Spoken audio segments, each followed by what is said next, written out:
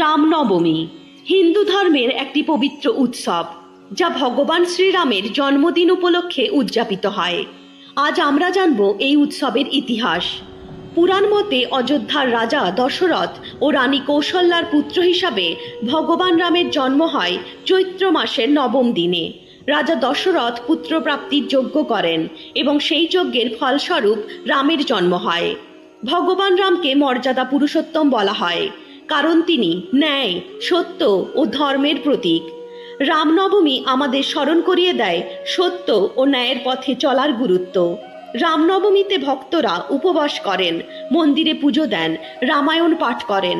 অযোধ্যায় এই দিনটি বিশেষ জাঁকজমকের সাথে উদযাপিত হয়।